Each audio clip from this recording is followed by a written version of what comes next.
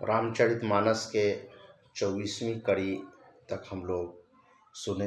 दोहा संख्या 62 तक हम लोग भावार्थ के साथ रामचरितमानस का गायन किए। अब आगे 25वीं कड़ी में आप सभी का स्वागत है। अब आगे शुरू करते हैं उसी भाव और लगन के साथ। इस मानसरोवर में हम लोग गोता लगाएं। आइए शुरू करें। पिता भवन जब गई भवानी। अभी तक हम लोग देखे कि किस प्रकार से बार बार समझाने के बावजूद सती नहीं मानी, तो उन्हें शंकर भगवान अपने गण दूतों के साथ विदा कर दिए और वो अब अपने मायके अपने पिताजी के यज्ञ में शामिल होने के लिए पहुंच रही हैं। पिता भवन जब गई भवानी, दक्ष त्रास काहू न सनमानी। सादर भले ही मिली एक माता, भगिनी मिली बहुत मुस्काता। देखिए, जब पिताजी के घर सती पहुंचती है तो राजा दक्ष के त्रास के डर से, राजा दक्ष के भय से कोई कुछ भी कहने से सकुचाता है, कुछ नहीं कहता है, कोई स्वागत नहीं कर रहा है। एक माँ बेचारी, माँ की ममता होती है। माँ भले ही मिलने के लिए आई और वहीं उनकी बहन जो थी वो भी बड़े ही संकोच से मुस्कुराते हुए मिलने के लिए आई। ऐसा लगता है कि राजा दक्ष के इच्छा विरुद्ध सभी जो काम करेंगे, सती को तरजीह देंगे, उनसे मिलेंगे, तो ये शायद उन्हें पसंद नहीं आएगा। इसलिए सभी जो हैं सो इस ढंग से खुले दिल से उनका स्वागत नहीं कर रही है। और पिताजी का क्या हाल है? माँ तो मिली, बहन भी मुस्कुराते हुए मिली। दक्ष न कछु पूछी कुशलाता। राजा दक्ष कुशल क्षेम भी नहीं पूछा, जो कि औपचारिकता होता है। जब कभी कोई किसी से मिलते हैं तो पूछते हैं क्या हालचाल है, कैसे है। ये सामान्य जो औपचारिकता है ये भी राजा दक्ष नहीं किए। सती ही बिलो की जरे सब गाता। जब सती इस दृश्य को देखे कि उनका जो मान सम्मान होना चाहिए वो नहीं हो पा रहा है, अपने आप में अपमानित होकर के वह इस प्रकार से जल उठी, जैसे लगता है उनके अंग अंग में आग लग गई हो। इस ढंग से उनकी मनोदशा हो गई। कतहु न दीख शंभू कर भागा। और चारों तरफ जब नजर घुमा करके देखी तो देखती है कि उनके पति जो पूरे सृष्टि के सर्वमान्य भगवान हैं, उनका जो यज्ञ में भाग होना चाहिए, हिस्सा होना चाहिए, उनके लिए कहीं कोई जगह भी निर्धारित नहीं है। इस घोर अपमान को वह बर्दाश्त नहीं कर पा रही हैं और ये देख करके उनकी स्थिति बेहद खराब हो गई और उनका रोम रोम ऐसे लगता था कि जल उठा। तब चित चढ़ेऊं जो शंकर कहेऊं। अब शंकर जी जो जो पहले कहे थे समझाने के क्रम में या पूर्व में जो कुछ भी घटनाएं घटी थी, वो पति की एक एक बात उन्हें याद आ रही है। प्रभु अपमानु समुझी उरे दहेऊं। स्वामी का अपमान समझकर सती का हृदय सूखे पत्ते की तरह जल उठा। पाछिल दुखु न हृदय अस व्यापा, जस यह भयहु महा परितापा। उनके मन में जो पिछला असह्य दुख था, पीड़ा थी, पति त्याग रूपी, उनको लगता था जे पूरे सृष्टि में अगर सबसे बड़ा दुख है तो वो पति के द्वारा त्यागा जाने की स्थिति ही है। लेकिन उससे भी कहीं ज़्यादा दुखदाई अभी की परिस्थिति उन्हें मिल रही है। उनका दुख जो है सो पूरे अंग अंग को व्याप्त कर रहा है। इतना बड़ा दुख तो उस समय में भी नहीं हुआ था जिस समय में पति ने उन्हें त्याग दिया था। यद्यपि जग दारुण दुख नाना, सब ते कठिन जाति अवमाना। समुझि सोचती भयहु अति क्रोधा, बहुविधि जननी किन्ह प्रबोधा। यद्यपि दुनिया में तरह तरह के दुख हैं, अनेकों प्रकार के दुख एक से बढ़कर एक हैं, लेकिन सोचा जाए तो सबसे बड़ा दुख वो है जाति अपमान। जब किसी को कोई उसका समुदाय त्याग देता है तो ये बहुत ही कठिन परिस्थिति होती है। यही बात समझ करके सती को बहुत क्रोध आया। उस क्रोध की स्थिति में माँ बहुत प्रकार से समझाती है, बुझाती है। शिव अपमानु न जाई सही, हृदय न होई प्रबोध। सकल सबहि हठी हटकी, तब बोली बचन सक्रोध। परंतु इतना समझाने के बावजूद भी जब शिव जी का अपमान बर्दाश्त नहीं हुआ, उनके हृदय में माँ का कोई भी प्रबोध, कोई भी सीख समझ में नहीं आया और सबको धिक्कारते हुए हठपूर्वक गुस्सा से व्याकुल होकर के, क्रोध से भरकर, अंग अंग जल रहा है, पूरा शरीर थर थर थर थर कांप रहा है और इस रूप में बड़ी जोर से गुस्सा होकर के वह बोली। क्या बोली, जरा सुने। सुनहु सभासद सकल मुनिंदा, कहि सुनि जिन्ह शंकर निंदा। सो फल तुरत लहब सब काहूं, भली भांति पछिताब पीताहूं।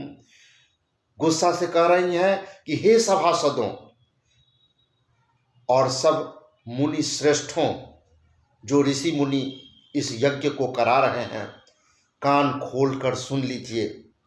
जिन लोगों ने भी शिव की निंदा सुनी है या उसमें किसी भी माध्यम से शरीक हुई है, उन सब को इसका खामियाजा तुरंत भोगना पड़ेगा।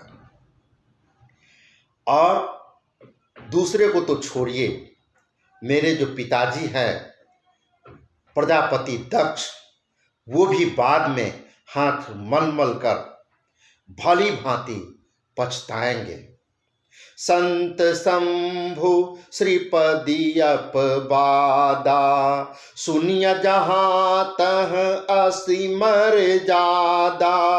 काटियताशु जीभ जो बसाई, श्रवण मुदि न चलिय पराई। जहाँ संत साधु महात्मा जो समाज के लिए ही अपने आप को समर्पित किए हुए रहते हैं, शिव जी और लक्ष्मीपति भगवान विष्णु की निंदा सुनी जाती है, जहाँ कहीं भी उनका शिकायत किया जाता है, वहाँ ऐसा चलन है, ऐसी मर्यादा है कि यदि अपना वश चले तो उस निंदा करने वाले की जीभ काट ली जाए, और नहीं तो कान मूंद कर वहाँ से भाग जाए। कारण कि अगर कोई मुनि महात्मा है, वो कहीं पर हैं और उनके सामने संत महात्मा का, शिव जी का, लक्ष्मीपति भगवान विष्णु का कोई शिकायत कर रहा है, निंदा कर रहा है, तो या तो ताकत है तो कहने वाले का जीभ काट ले, या नहीं तो वहाँ से अपना कान मूंद करके यथासंभव जहाँ जाना संभव हो सके चले जाएं, ताकि उनका शिकायत कानों तक नहीं पहुँच पाए। ये मर्यादा है। जगदात्मा महेशु पुरारी, जगत जनक सबके हितकारी। पिता मंदमति निंदत तेहि, दक्ष शुक्र संभव यह देहि। त्रिपुर दैत्य को मारने वाले भगवान महेश्वर संपूर्ण सृष्टि के आत्मा हैं। वे जगत पिता कहे जाते हैं, सबका हित करने वाले हैं, और सारा दुनिया उनका भजन करता है, उनका नाम जपता है श्रद्धा से। और मेरा मंद बुद्धि पिता, जिसे ज्ञान नाम की चीज नहीं है, वो उनकी निंदा करता है। और मुझे तो तब बेहद अफसोस होता है कि ऐसे निंदक मेरे पिता ही हैं, और उन्हीं के देह से मेरी उत्पत्ति हुई है। ये सोच करके मुझे अपने आप से घृणा होती है। ऐसा सती कह रही हैं। तजिहु तुरत देह तेहि हेतु, उर्धरि चंद्र मौली वृष केतु। अस कहि जोग अग्नि तनु जारा, भयहु सकल मख हाहाकारा। इसलिए चंद्रमा को जो वृष केतु शिव जी ललाट पर धारण करते हैं, उन शिव जी को हृदय में धारण करके मैं अपना ये दूषित शरीर तुरंत ही त्याग दूंगी। ऐसा कहकर माता सती ने योगाग्नि प्रज्वलित की। योग अग्नि, अपने ही योग से अग्नि को प्रज्वलित करके उसमें अपने इस नश्वर शरीर को भस्म कर डाला। और ऐसा होते ही पूरे यज्ञशाला में माहौल बदल गया, हाहाकार मच गया। ये अब शिव का प्रकोप तो सबको झेलना पड़ेगा। चारों तरफ अफरा तफरी मच गई। सभी जहां तहां यत्र तत्र भागने लगे। भय से व्याकुल हाहाकार मच गया। सती मरनु सुनि शंभु गण, लगे करन मुख खीस। यज्ञ विध्वंस बिलो की भृगु, रक्षा किन्हि मुनीश।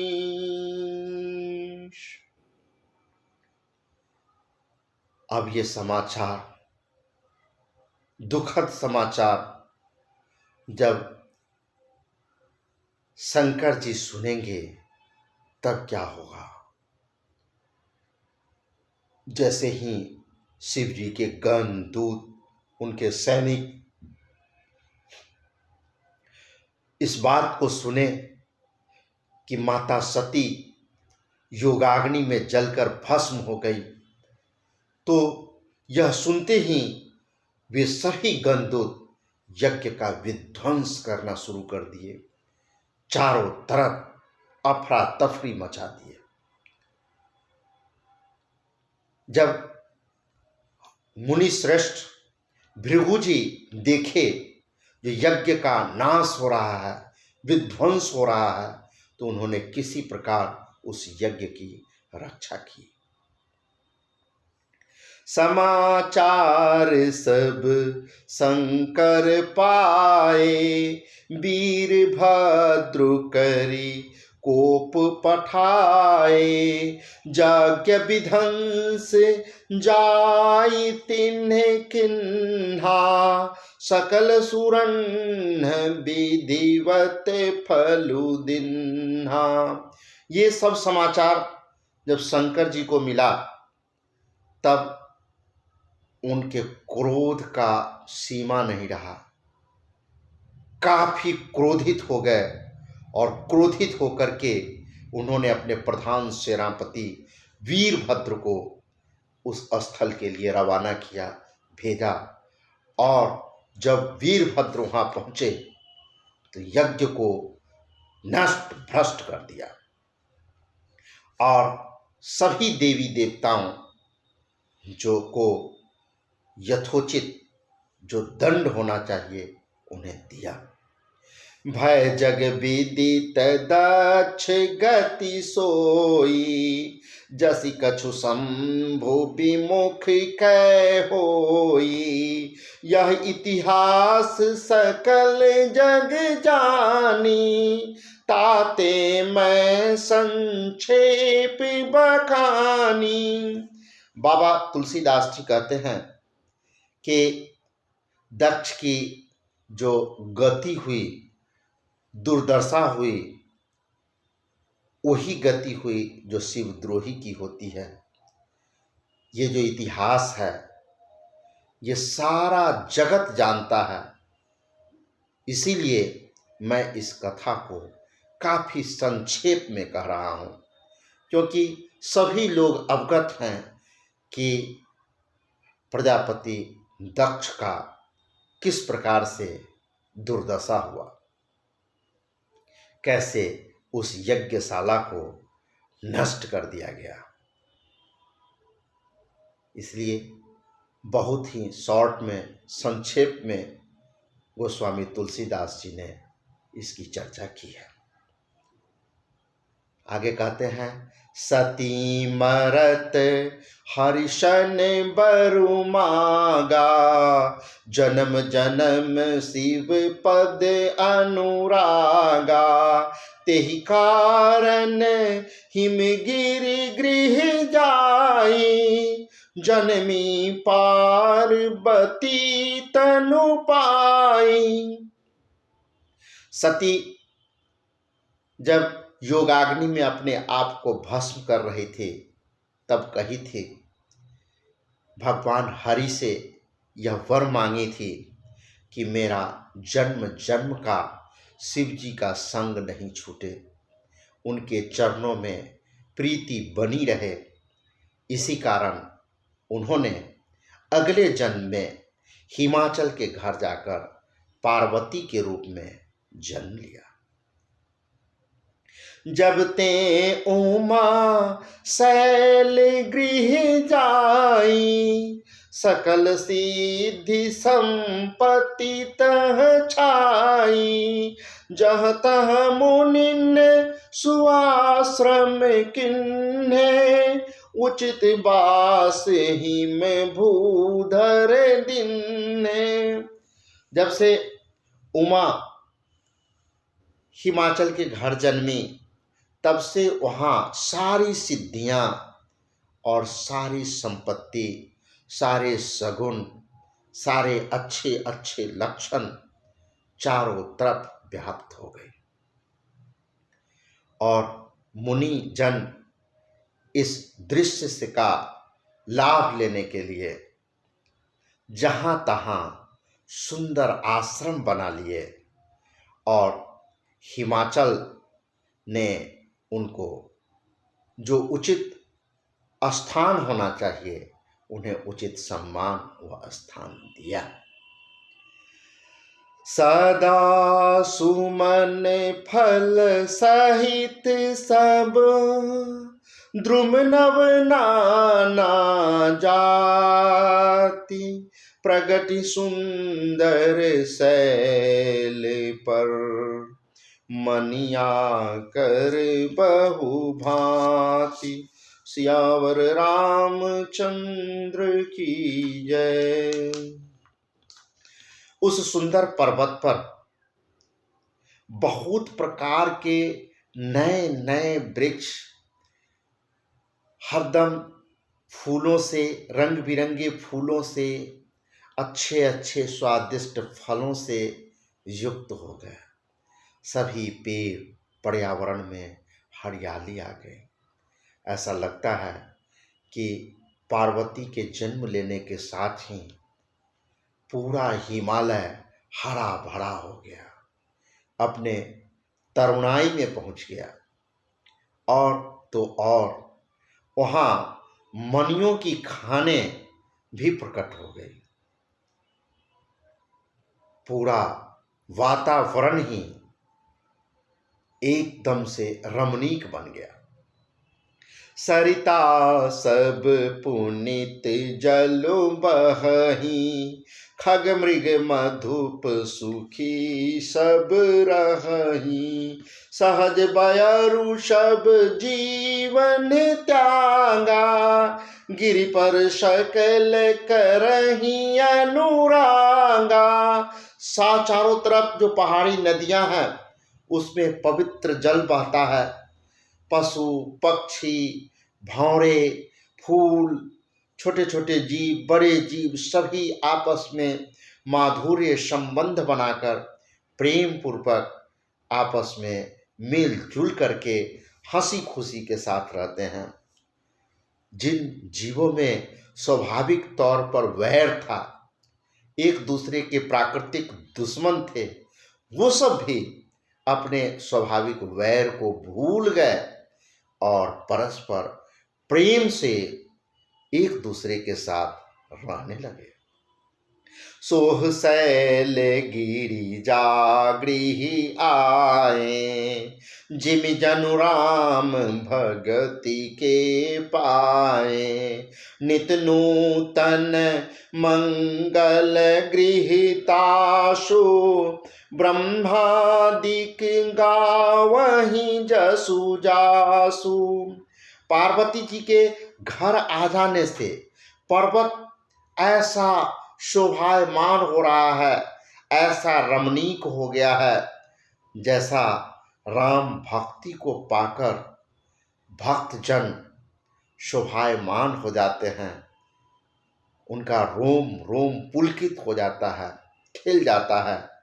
उस पर्वत राज के घर नित्य हर एक दिन नए नए मंगल उत्सव होने लगे, जिसका यश ब्रह्मा आदि ऋषि मुनि गण सभी लोग गाते हैं। चारों तरफ खुशियां ही खुशियां फैल गई। नारद समाचार सब पाए, कौतुक ही गिरी गेह सिधाए, शैलराज बर आदर किन्हा, पद पखाड़ी बर आसनु दिन्हा। जब नारद जी को यह समाचार मिला कि हिमाचल के घर पार्वती का जन्म हुआ है, तो बड़ा ही कौतुक से, रोमांच से भरकर वो हिमालय के घर उनका आगमन हुआ। जब पर्वतराज ने देखा कि हमारे घर पर ब्रह्मर्षि नारद पधारे हैं, तो उन्होंने उनका बहुत ही आदर सत्कार किया और उनका चरण पखाड़कर उत्तम सिंहासन उन्हें दिया। उस पर नारद जी बैठे। नारी सहित मुनिपद सिरुनावा, चरण सलील सबु भवनु सिंचावा, निज सौभाग्य बहुत गिरि बरना, सुता बोली मेली मुनि चरना। फिर हिमालय अपने पत्नियों के समेत मुनि के चरणों में अपने सिर को रख दिया और उनका चरणोदक माथे पर लगा लिया और अपने पूरे घरों में उस विभूति को चारों तरफ छिड़क दिया।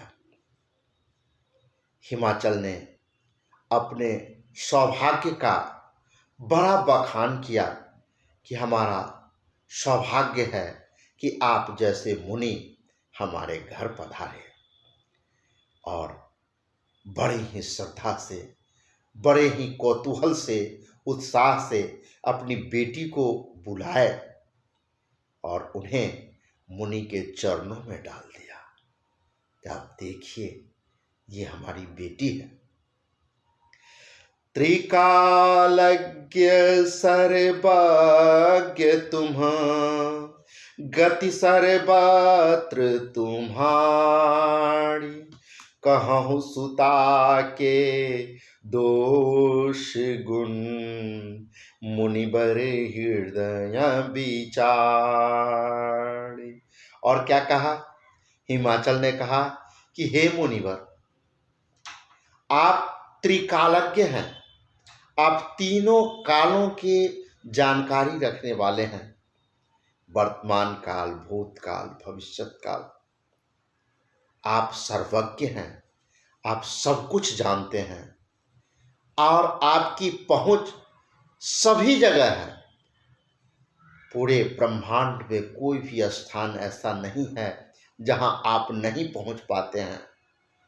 आप कृपा करके हृदय में विचार करके हमारी जो बेटी है पार्वती के गुण दोष को कहिए।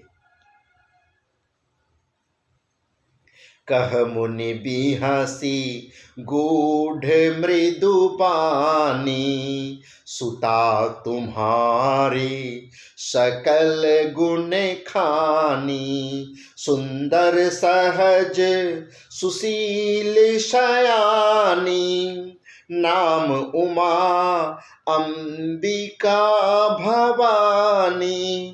नारद मुनि इस मौके के इंतजार में तो थे ही। बड़ा ही हंसकर, रहस्यों से भरा हुआ बड़ा ही मृदु वाणी में बोले, कहे कि तुम्हारी कन्या, तुम्हारी बेटी सब गुणों से भरी हुई है। यह स्वभाव से ही सुंदर, सुशील और समझदार है। उमा, अंबिका और भवानी इसके नाम हैं।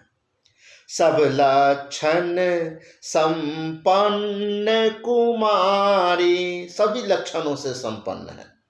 होई ही संतत पियहि पियारी, सदा अचल यही कर यही वाता, यही तेजसु पै पितु माता।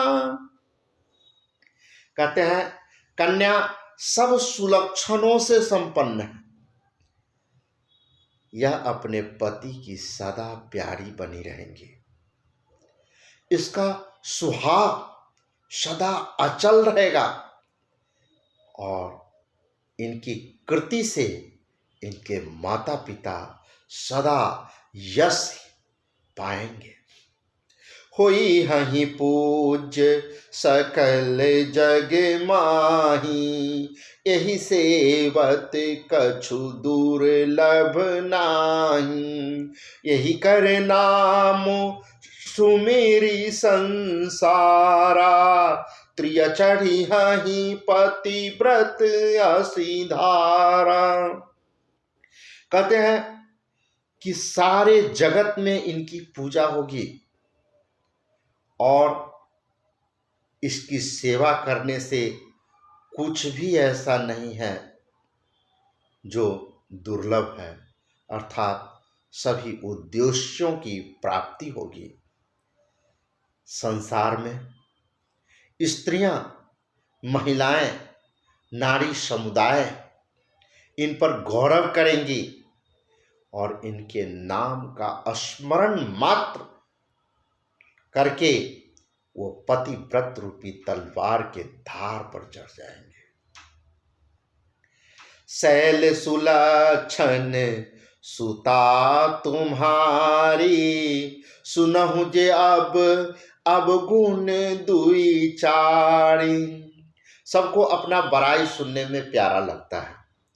नारद जी पहले तो पार्वती के अच्छाइयों का वर्णन किए, जिसको भाव मुक्त होकर के माता पिता परिवार के सभी सदस्यों ने सुना। अब क्या कह रहे हैं? अब नारद जी कह रहे हैं कि अभी तक तो गुण सुने, अब दो चार अवगुण भी हैं, वो भी सुन लीजिए। अगुण अमान पमातु पितुहीना, उदासीन सब संशय छीना। गुणहीन, मानहीन, माता पिता विहीन, उदासीन, संशयहीन, लापरवाह, ये ट्रेलर सुन करके माता पिता का मनोदशा कैसा हो रहा होगा वो हम लोग अनुमान कर सकते हैं कि कहाँ सुख और समृद्धि से भरा हुआ अच्छी अच्छी बातों को सुन रहे थे और कहाँ अब दो चार अवगुण के नाम पर क्या क्या सुनने को मिल रहा है। जरा सुने। जोगी जटिले अकाम मना, नगन अमंगल बेस। जोगी जटिले अकाम मना, नगन अमंगल बेस। अस स्वामी यही कह मिले, परिहस्त असिड़े।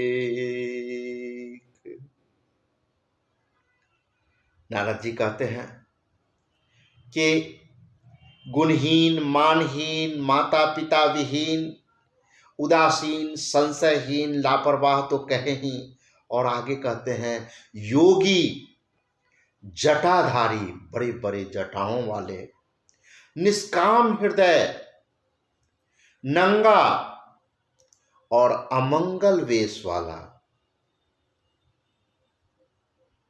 ऐसा पति इसको मिलेगा। इसके हाथ में तो ऐसी ही रेखा पड़ी हुई है। सुनि मुनि गिरा सत्य जिहि जाजिय जानी, दुख दंपति उमा हर्षानी। नारद हूँ यह भेदु न जाना, दशा एक समुझब बिल गाना। नारद मुनि की वाणी को सुनकर और उनको हृदय में सत्य जानकर पति पत्नी हिमवान और मैना दोनों को अपार दुख हुआ। लेकिन पार्वती जी मन ही मन प्रसन्न हुई।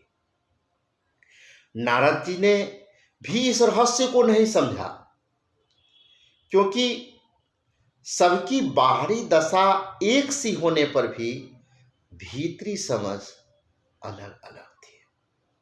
सकल सखी गिरिजा गिरी मैना, पुलक शरीर भरे जल नैना। होई न मृखा देव ऋषि भाषा, उमा सो बचनु हृदय धरि राखा।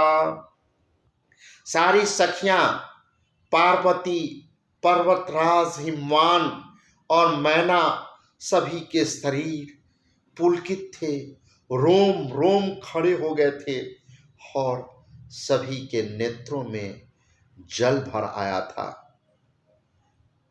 देवर्षि नारद के वचन वृथा नहीं हो सकते, उनके बोले हुए कथन असत्य नहीं हो सकते।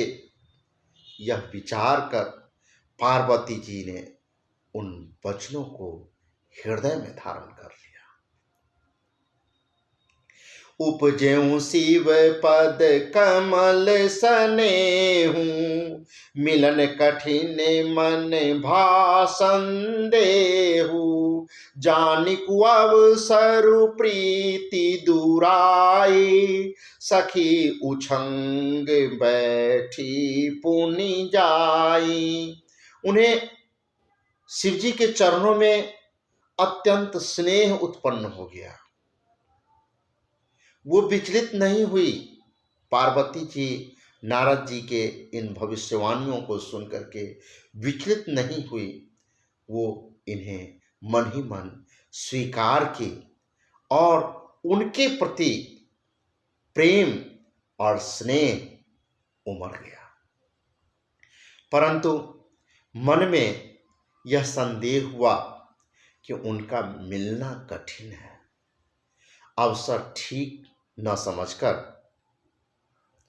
उमा ने अपने प्रेम को छिपा लिया, ताकि दूसरे इसको महसूस नहीं कर पाए और फिर सखी की गोद में जाकर के वो बैठ गए। झूठी न होई देव ऋषि बानी, सोचहि तम पति सखी सयानी। उड़धरि धीर कहूँ गिरिराऊ, कहूँ नाथ का करिया उपाऊ। देवर्षि नारद की वाणी झूठी न होगी, इसका विचार करके हिमवान, मैना और जितनी भी उनकी सखी सहेलियां थी, जो भी उनके शुभचिंतक थे, सभी सखियां चिंता करने लगी और हृदय में धीरज धर करके वो पर्वतराज जो थे नारद भगवान से कहते हैं कि हे नाथ, हे स्वामी, कहिए अब इस ढंग की परिस्थिति है तो इससे बचने का भी तो कोई उपाय होगा। क्या उपाय किया जाए, कैसे इसे बचें, इसके बारे में बताइए। कह मुनि से हिमवंत सुनो, जो विधि लिखा लीला। देव दनुज नर नाग मुनि, को न मेटन हार। मुनीश्वर ने कहा कि हे हिमवान, आप समझदार हो, धैर्य से रहें। सुनिए, विधाता ने जो ललाट पर लिख दिया,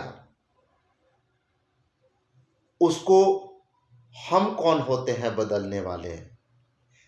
देवता, दानव, मनुष्य, नाग और मुनि, किसी में ऐसा सामर्थ्य नहीं है जो इसे मिटा सकता है।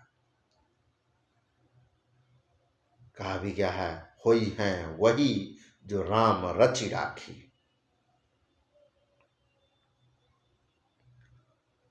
तदपि एक मैं कहूँ उपाय, होई करे जो देव सहाय।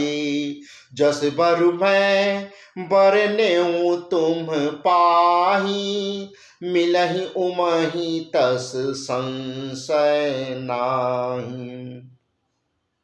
तो भी इतना निश्चित है जो ये हो करके रहेगा, इसको कोई मिटा नहीं सकता है।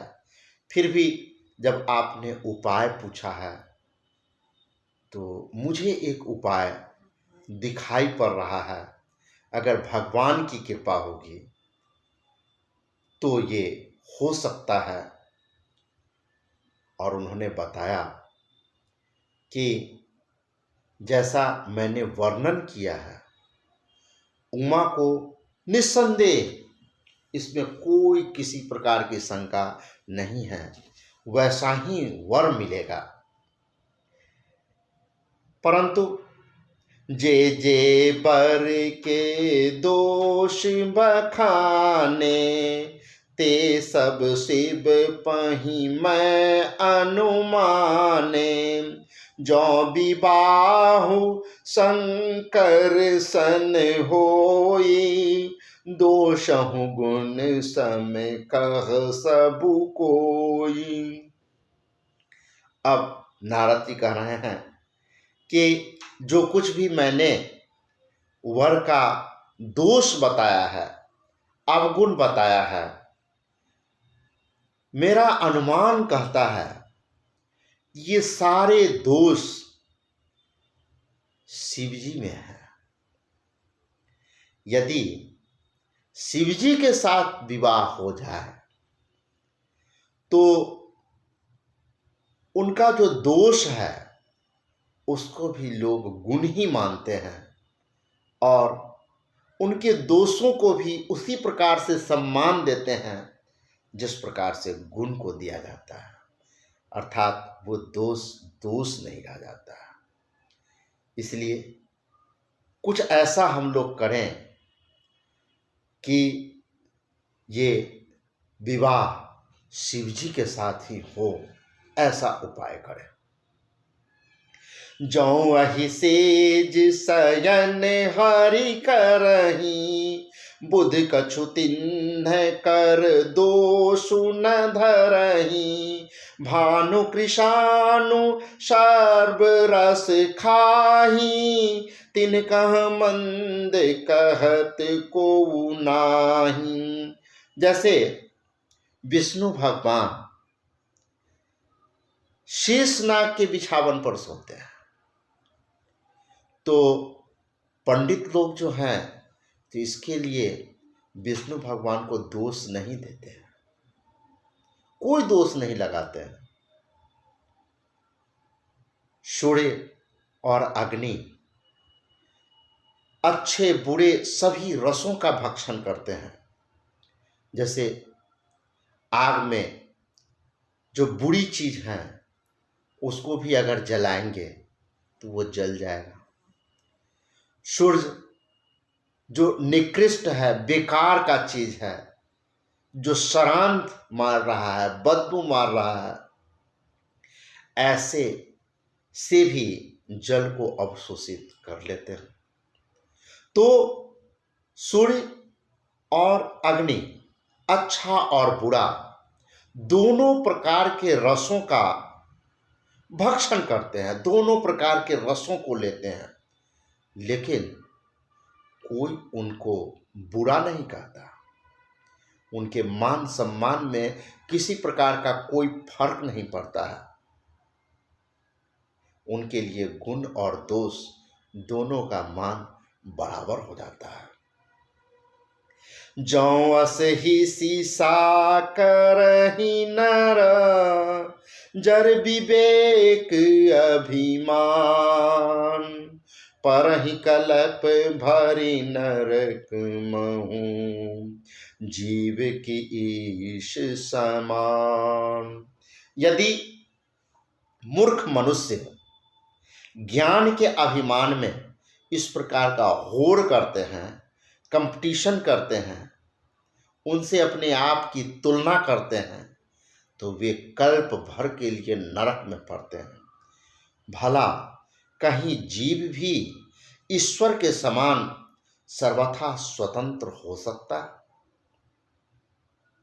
सुरसरि जल कृत बारुनि जाना, कबहु न संत करहि तेहि पाना। सुरसरि मिले सो पावन जैसे, इस अनिसहि अंतरु तरु तैसे।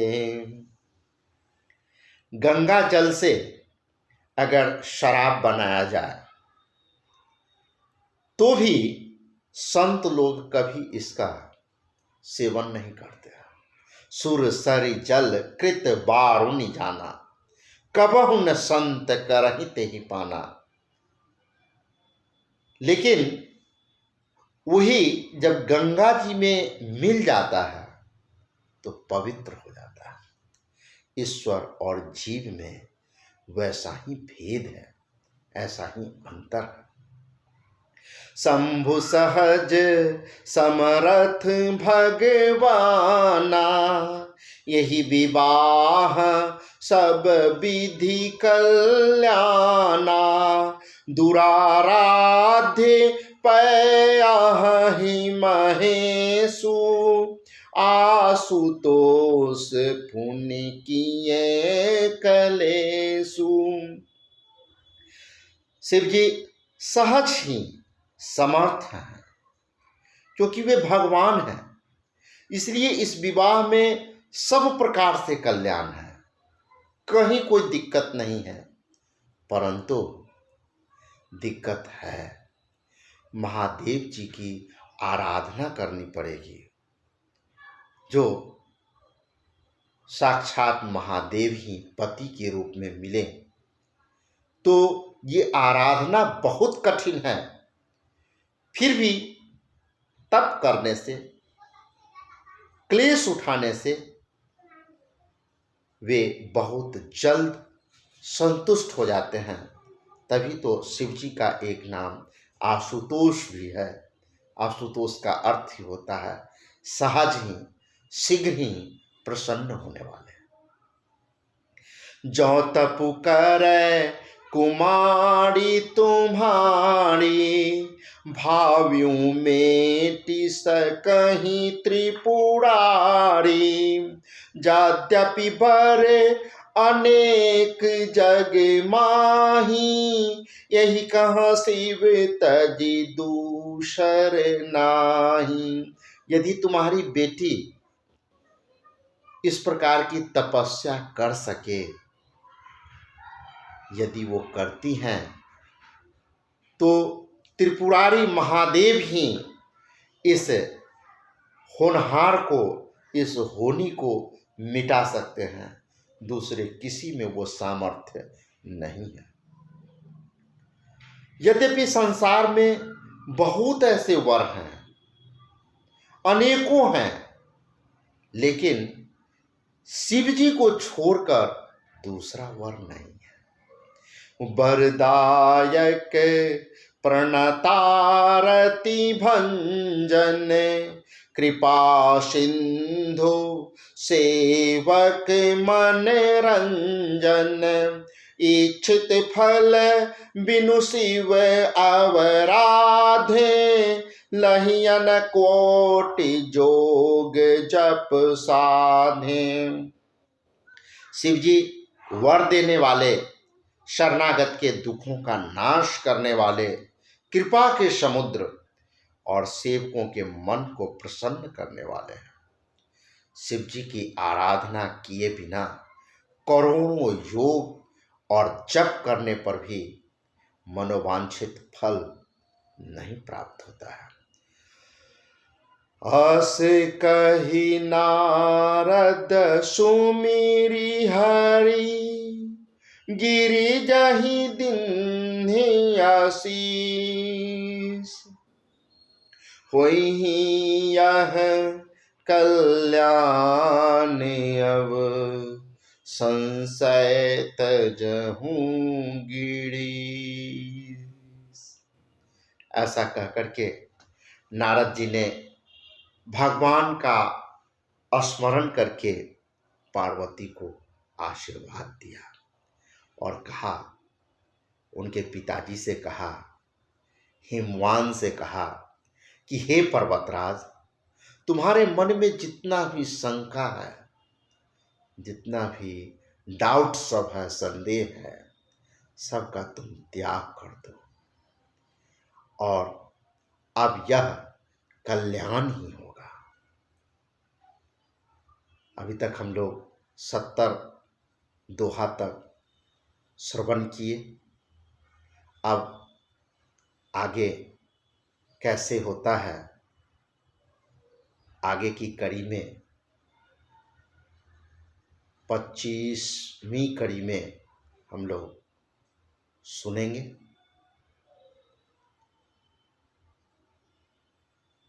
तब तक के लिए जय श्री राम। सभी को मन लगा करके हम लोग श्रवण करें। जय हिंद, जय भारत।